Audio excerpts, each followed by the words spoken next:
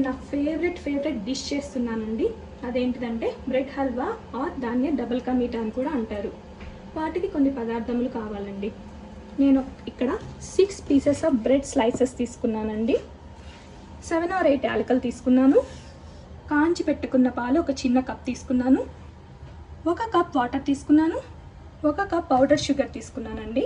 Water ఎంత తీసుకుంటే sugar కూడా అంతే క్వాంటిటీ తీసుకోవాలి. 4 స్పూన్స్ గీ తీసుకున్నానండి. 8 స్పూన్స్ ఆయిల్ తీసుకున్నానండి. కొన్ని క్యాష్యూస్ తీసుకున్నానండి. మీకు నచ్చితే బాదం కిస్మిస్ కూడా మీరు యాడ్ చేసుకోవచ్చు, అది ఆప్షనల్ మాత్రమే. ఇప్పుడు మనం ప్రాసెస్లోకి వెళ్ళిపోదామండి. ఫస్ట్ బ్రెడ్ స్లైసెస్ ఇలా తీసుకొని మనం సైడ్స్కి ఇలా కట్ చేసేసుకోవాలి.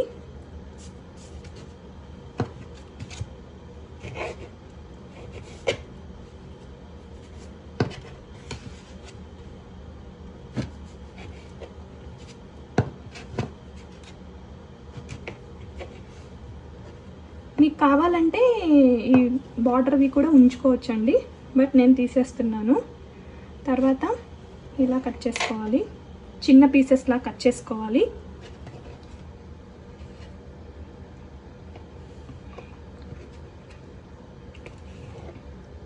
చిన్న చిన్న పీసెస్గా కట్ చేసుకొని ఇలా ప్లేట్లోకి తీసేసుకోవాలండి. ఇప్పుడు ఒక కడాయి పెట్టుకొని స్టవ్ ఆన్ చేసుకొని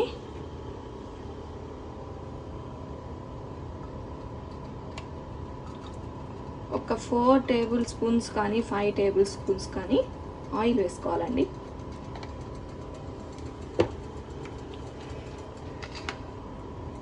ఒక 3 టేబుల్ స్పూన్స్ గీ వేసుకోండి.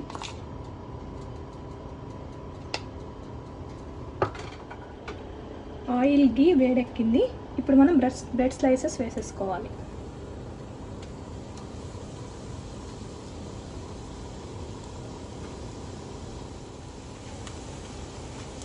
ఇలా బ్రెడ్ స్లైసెస్ వేసుకొని తిప్పుతూ ఉండాలండి.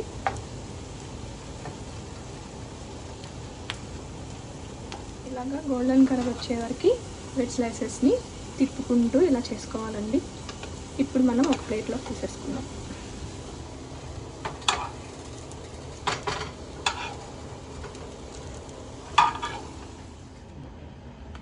ఇలా అన్ని గోల్డెన్ కలర్ వచ్చిన తర్వాత నేను ఒక ప్లేట్లో తీసుకొని పక్కన పెట్టుకున్నాను. మళ్ళీ ఒక కడాయి తీసుకున్నాను. స్టవ్ ఆన్ చేసుకొని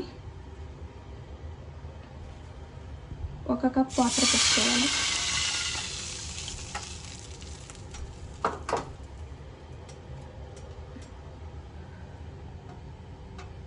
ఒక కప్ పౌడర్ షుగర్ వేసుకోవాలి.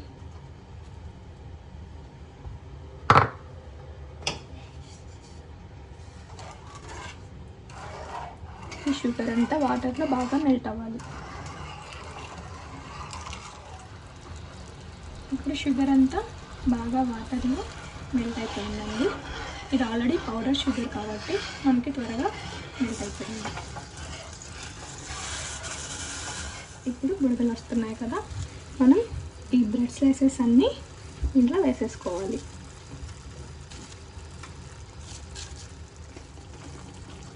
ఇప్పుడు ఇలా బ్రెడ్ స్లైసెస్ మొత్తం మనము షుగర్ సిరప్లో వేసేసుకొని కాసేపు ఇలాగే ఉంచుకోవాలి. ఇప్పుడు కొంచెం మెత్త పట్టాక బ్రెడ్ని అటు ఇటు తిప్పుకొని స్మాష్ చేసుకోవాలి.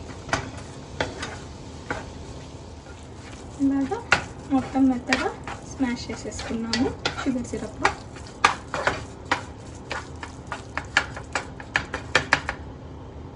ఇప్పుడు మనము ముందుగా కాంచి పెట్టుకున్న పాలని యాడ్ చేసుకోవాలి.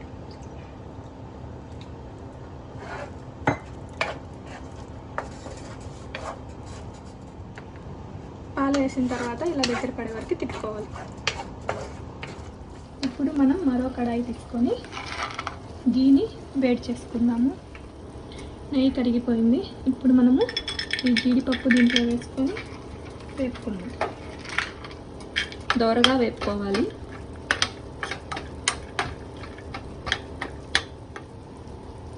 ఇలాగా దోరగా వేపుకొని పక్కన పెట్టేసుకోవాలి. సో మన double ka meetha almost ready అయిపోయిందండి. ఇప్పుడు మనం ముందు యాలకులు తీసుకున్నాం కదా, అది గ్రైండ్ చేసుకొని ఇలా పొడిలాగా వేసుకోవాలి.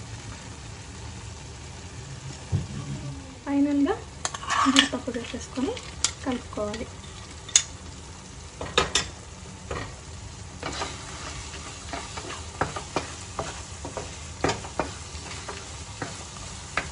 అంతే, సింపుల్.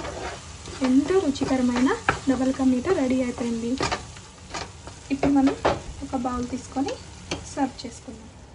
ఇదిగోండి, ఇలాగా సర్వింగ్ బౌల్లో తీసుకోండి. అంతే, సింపుల్.